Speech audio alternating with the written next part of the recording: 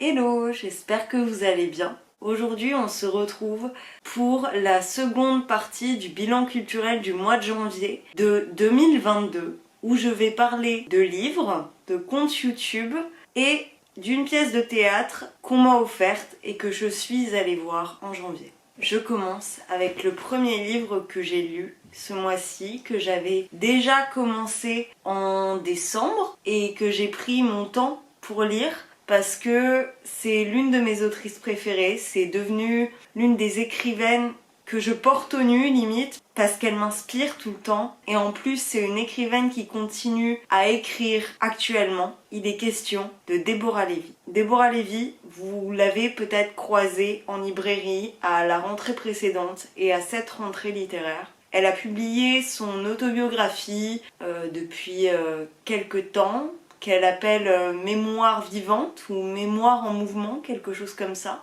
Et en fait, elle revient sur toute sa vie en tant que femme, en tant que le fait de vivre femme. Et c'est hyper beau. C'est très inspirant. Ça me fait beaucoup penser à Just Kids de Patti Smith et à M-Train. Mais je vous en ai déjà assez parlé de Déborah Lévy. Je ne vais pas m'épancher sur sa présentation.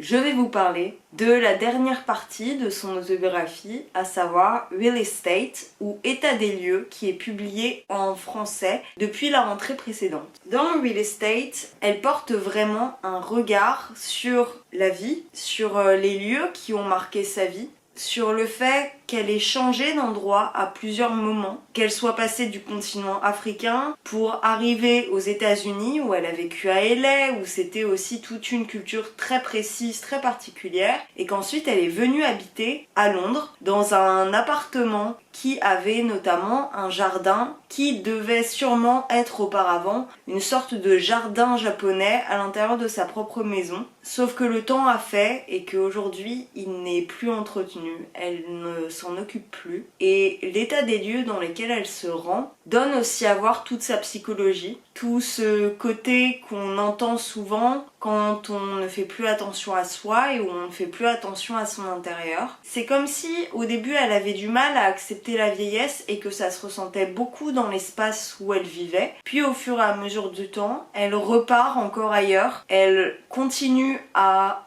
aller de lieu en lieu pour se découvrir et aussi au détour de sa carrière parce qu'elle est embauchée pour une thèse universitaire à Paris et elle se trouve un petit appartement, une sorte de chambre de bonne. Et elle apprécie énormément cet endroit. Elle l'investit, elle rachète des meubles comme pour se réinventer, comme pour accepter à nouveau sa condition de femme avec son âge aussi, qui n'est plus cette jeune femme qui a été tout juste mère, qui commençait sa carrière et qui était dans l'acceptation d'elle-même. Au détour de personnages plus ou moins agréables, je pense notamment à un de ses collègues et à son meilleur ami masculin, comme elle l'appelle. Du coup, je fais la traduction littérale, donc c'est pas forcément palpable en le disant, mais au moins ça permet de préciser correctement. Avec tout l'environnement qu'elle se crée, elle se questionne aussi beaucoup par rapport à elle, elle met en lumière les problématiques qui la touchent et qui sont des figures très importantes pour elle, bien qu'elle accepte le fait qu'à un certain instant, elle n'ait pas saisi tous les enjeux qu'amenait le féminisme. Je l'ai lu au début du mois de janvier, nous sommes actuellement au milieu du mois de février, c'est sûr qu'il a perdu un petit peu de couleur dans ma tête, mais il n'en a pas pour autant perdu le goût. C'est-à-dire que j'ai encore pris énormément de plaisir à le lire.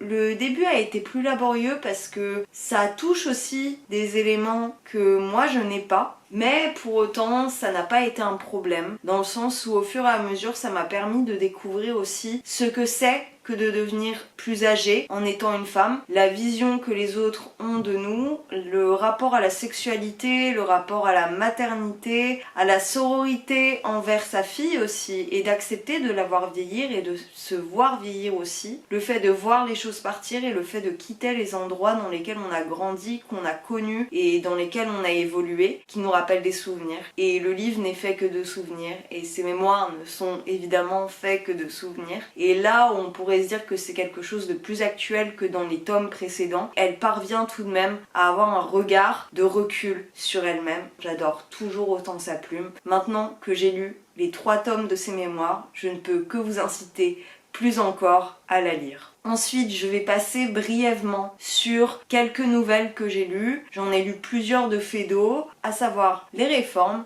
Le Potache et Les Célèbres. Feydeau, je ne l'ai jamais lu, je sais qu'il a écrit pas mal de pièces de théâtre, je me suis jamais réellement penchée dessus et là je les ai trouvées en livre audio sur YouTube, elles étaient pas longues donc j'avais du mal à lire. Comme j'ai déjà dit dans d'autres vidéos, j'en avais plusieurs à lire en même temps donc ça a été un petit peu ardu pour moi de me concentrer ce mois-ci. Je me suis lancée dans cela sans trop m'attendre à quelque chose. J'ai trouvé que c'était plein de sarcasme, il est très critique quant à la société dans laquelle il vit, mais je l'ai trouvé relativement détestable. Alors peut-être que c'est le but de ces ouvrages, mais pour l'instant, ce que j'ai pu en entendre ne m'a pas forcément plu. C'est vraiment une critique sociale, mais pas dans un sens où je l'apprécie. La seule qui a su retenir mon attention, c'était Les Célèbres. Si ce n'est cela, je n'ai pas grand-chose à en dire. Je vous laisserai écouter, si j'y pense, je les mettrai en barre d'infos. Ensuite, je vous parle de 2 nouvelles de Maupassant que j'ai également écoutées sur YouTube, à savoir La Nuit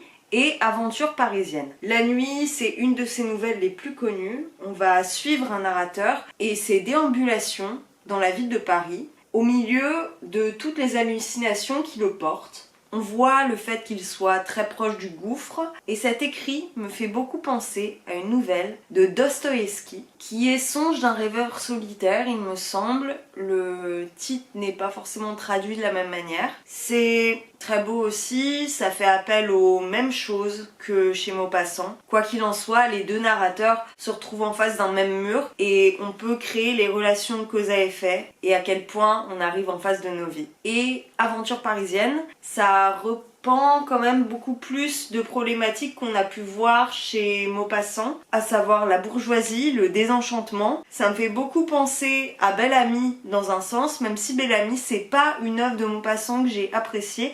Je suis plus friande de ces nouvelles finalement, mais je verrai ce qu'une vie me réserve. Dans Aventure parisienne, pour le coup, il va se concentrer sur le personnage d'une femme, et c'est une jeune femme de campagne qui est mariée mais qui ne s'épanouit pas dans son couple. Elle a envie de devenir plus ou moins savante parce qu'elle n'a pas du tout cette image dans le microcosme dans lequel elle vit, et elle décide de se rendre à Paris plus ou moins en secret et elle va rencontrer un homme au détour de ses balades dans la ville et ils vont commencer à mener une relation qui n'est pas stable. L'homme va commencer à la manipuler, à manipuler aussi sa bêtise. C'est comme ça qu'on voit tout le portrait de la bourgeoisie parisienne, tout le désenchantement auquel elle est sujette. J'ai beaucoup aimé cette nouvelle. Je trouve que c'est une des super nouvelles de Maupassant que j'aime beaucoup. Mon œuvre préférée de Maupassant, c'est le Horla, qui se détache totalement de ses autres textes. Mais ici, je retrouve dans la figure de cette héroïne la même que dans celle de Boule de Suif, et c'est aussi une nouvelle que je vous incite à lire si vous ne l'avez pas déjà fait au détour de vos études. Dernier livre dont je vais vous parler aujourd'hui, il s'agit de Changer l'eau des fleurs de Valérie Perrin. C'est pas du tout le type d'ouvrage vers lequel je me tourne. Cependant, Ned Gallet me l'a laissé en écoute pour ce mois-ci. J'ai décidé de me rendre dedans parce que j'étais assez intriguée par cet ouvrage que j'ai vu passer partout et je ne savais pas grand-chose de ce qu'il en était, si ce n'est plus ou moins le résumé, mais ça devait être en 2-3 lignes alors qu'il y a beaucoup de choses qui se déploient. On va suivre un roman plus ou moins choral où on va rencontrer plusieurs vies qui mènent à une même enquête, à un même décès, et ce qui change aussi beaucoup de d'habitude, c'est que ce décès est le décès d'une enfant. Elle doit avoir 10 ou 12 ans, mais on ne sait pas si c'est volontaire ou pas, et tout le livre va résider autour de l'enquête, au fait que les parents ont une vie totalement détruite après cet événement. On va voir aussi tous les parcours, toutes les vies qui se croisent, tous les fils que l'on peut tirer dans la population qu'on nous représente. C'est aussi une population très rurale, ce qui change beaucoup de d'habitude. C'est un roman que je croyais être feel good, notamment à cause de la couverture. S'il vous plaît, changer la couverture parce que ça porte vraiment préjudice à l'œuvre finalement. Je trouve que au niveau de l'intrigue, c'est très très bien mené. C'est une enquête et je suis quelqu'un qui n'est pas spécialement friand des enquêtes, mais je retrouve le même plaisir que lorsque j'ai lu En finir avec l'affaire Harry Kéber, il me semble. Pour ce qui est justement de l'audio qui m'a été délivré, je trouve que c'était une narratrice qui était plaisante à entendre, qu'on sentait bien les tons qui étaient différents, qu'elle mettait beaucoup de sa personne et de sentiments dans son discours et ça faisait plaisir d'avoir justement quelqu'un qui raconte cette histoire avec un jeu, un rôle qu'on ressent et on ressent qu'elle comprend et qu'elle sait ce qu'elle dit. Ce qui n'est pas toujours le cas des personnes qui narrent dans les livres audio. Je peux vous inciter à écouter ou à lire Changer l'eau des fleurs, qui a été relativement plébiscité depuis quelques années. J'allais oublier le dernier livre que j'ai lu ce mois-ci et ça a été un brio. C'est devenu l'un des livres que j'ai adoré, qui fait maintenant partie des livres que je place très très haut. Il s'agit de Incendie, qui est une pièce de théâtre et qui est écrite par Wajdi Mouawad. On va suivre plusieurs personnages et le début m'a un peu fait penser à L'étranger parce que on va se retrouver dans le cabinet d'un notaire avec deux enfants, une femme et un homme qui viennent de perdre leur mère.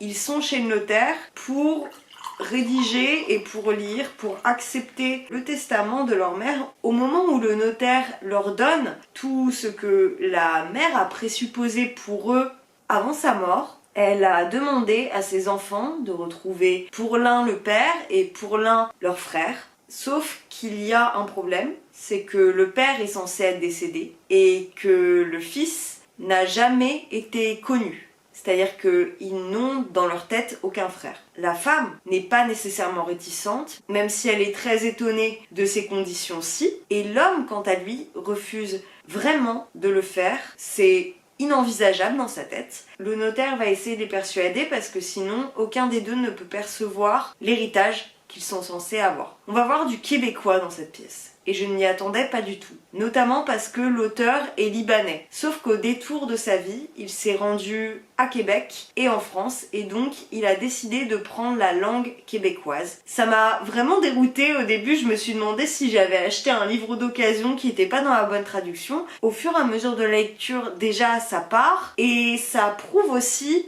les différences de culture dans lesquelles les enfants vivent parce qu'ils vont de route en route et à travers leurs recherches, on va découvrir un pays, découvrir des endroits. Autour de ça va se muer une épopée familiale, une histoire de vie, des vies qui se croisent, des époques qui se croisent. Le discours et la narration est un petit peu étrange quand on le lit, dans le sens où on est totalement dérouté. C'est un ouvrage qui est extrêmement court, mais qui déroute tellement. Je pouvais plus m'arrêter de le lire, ça me happait. C'était tellement intéressant. Vous pouvez même le lire en une fois, parce qu'il ne fait même pas 100 pages. Je voulais juste me délecter de ses écrits. J'allais oublier l'une des choses les plus intéressantes. C'est la fin, qui est un total retournement de tout le ton, et qui est horrible, mais dans le meilleur des sens. C'est-à-dire que jamais, au grand jamais, je n'aurais pu imaginer ça. Et c'est ce pourquoi je vous incite vraiment à lire, parce qu'on ne s'y attend à aucun moment. On essaye de renouer les fils, encore une fois, et c'est presque impossible dans notre tête. C'est quelqu'un qu'on trouve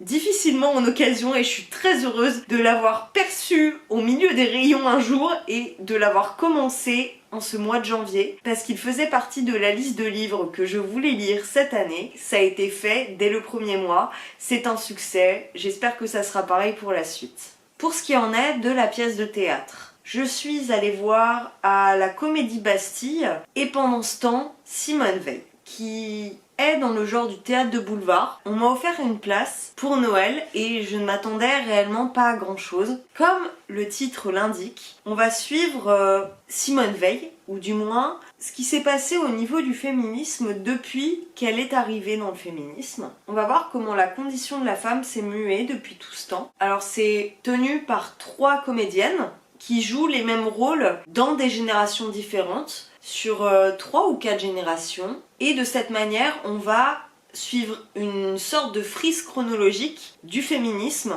jusqu'aux années 2000 parce que la pièce a été rédigée en 99 ou en 2000, il me semble. On va rencontrer le droit de vote, le droit d'aller au travail, le droit d'avoir un compte bancaire, le droit de divorcer, le droit d'avorter.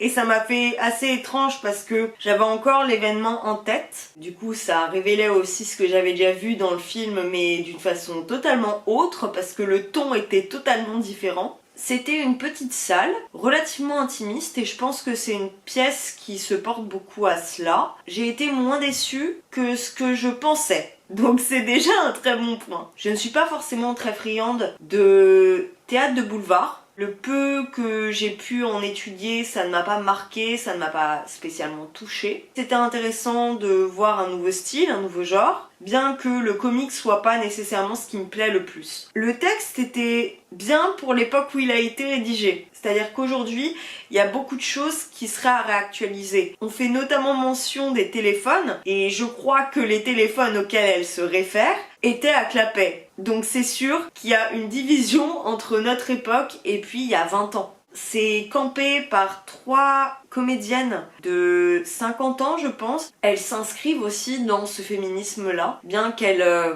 jalonnent plusieurs courants et qu'aujourd'hui, il est sûrement vrai qu'elles ont évolué parce que le féminisme dans les années 2000, c'était quand même très décrié en société. Malgré le fait que des pentes étaient déjà apparues, il y avait toujours cette scission que l'on voit encore entre les genres, de façon à distinguer, à opprimer et à minimiser les luttes auxquelles les féminismes font appel. Une pièce plutôt sympathique, mais que je ne relève pas.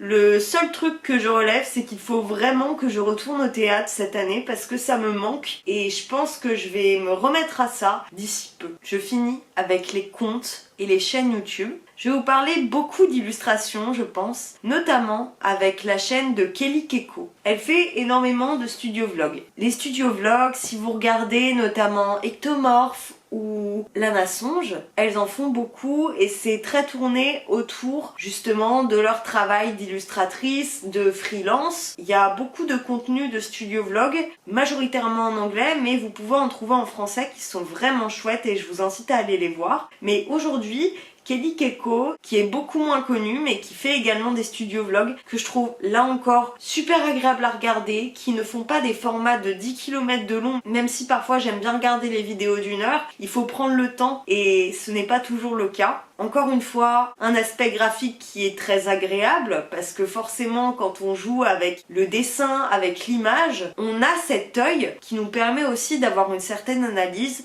et de pouvoir créer même si ce n'est pas le même support. Je vous incite à aller voir sa chaîne parce qu'elle n'a pas assez d'abonnés à mon goût et elle est vraiment super. Je vous parle aussi de Limystique et je dis exactement les mêmes choses. Une fille hyper plaisante, elle fait des vlogs où elle nous montre sa vie, mais il y a aussi tout ce côté étudiante en école d'art et tout son travail de création. Je sais qu'elle fait ou qu'elle a fait il y a très peu de temps un challenge sur son Instagram, donc je vous mettrai sa chaîne YouTube en barre d'infos. Les 2 dernières youtubeuses dont je vais vous parler, il s'agit de 2 youtubeuses qui parlent de livres. La première dont je vais vous parler, c'est donc Soleil. Elle a la vingtaine, il me semble qu'elle a 25 ans. Elle a fait des études dans l'édition. Elle parle majoritairement de lecture, de sagas qui lui plaisent. Elle lit tout autant des classiques que des contemporains, que de la fantasy aussi. Elle fait énormément de vlogs. Elle fait des vlogs de lecture, elle fait des vlogs d'écriture et c'est extrêmement plaisant. C'est une chaîne que j'ai découverte au détour du mois de janvier et je crois que j'ai binge-watché sa chaîne. Je vous incite à aller la voir, je trouve qu'elle a un ton tellement plaisant, c'est un cocon. Et la dernière que je vais évoquer, il s'agit de Luna Fridalgo. Il ne faut pas se méprendre sur ce nom. Là, pour le coup, elle me fait extrêmement rire. C'est une booktubeuse qui me fait beaucoup trop rire. Elle a fait des vidéos très sarcastiques parce qu'elle lit des romans classiques. Tout comme je trouve ça très important de ne pas dénigrer tous les romans de romance que l'on peut voir, type 50 nuances de Grey ou After. C'est aussi intéressant de voir des gens qui ne lisent pas du tout ça, les lire et nous donner leurs avis. Là, elle lit vraiment des bouquins en règle générale qui sont semblable à mes goûts. Et là, elle a totalement changé. Elle avait fait une vidéo justement sur ça, où elle lisait les bouquins de romance auxquels elle n'était pas préparée. Voir quelqu'un qui lit approximativement les mêmes choses que moi, ça me donnait aussi un regard qui était plus vrai envers ce que moi je pouvais ressentir si je les lisais un jour. Je ne sais pas si je le ferais et je ne pense pas, mais au moins ça me donne un regard sur les choses. Ses bilans lecture au-delà de ça sont très intéressants, assez fournis. Elle lit énormément en très peu de temps. Elle fait beaucoup de vlogs aussi, autour de thématiques notamment. La conclusion de cette chaîne, c'est qu'à la fois je trouve qu'elle a des propos qui sont intelligibles et intelligents, et qu'en plus de ça, elle est extrêmement drôle. Elle a énormément de sarcasme, et c'est quelque chose qui me plaît mais tellement. Je vous incite à aller voir son contenu parce qu'elle a pas énormément d'abonnés pour la qualité de ses vidéos. Je me délecte de la prochaine qui sera postée. Sur ce, j'en ai terminé avec cette vidéo. J'espère qu'elle vous a plu. Si c'est le cas, je vous laisse aimer, commenter, venir me parler sur Instagram, venir voir tous mes avis sur Goodreads et Letterboxd, ainsi que les listes de toutes les œuvres que j'ai pu parcourir depuis le début de l'année 2022 et que vous pourrez suivre au fur et à mesure du temps. Sur ce, je vous laisse et à bientôt dans la prochaine vidéo. Ciao!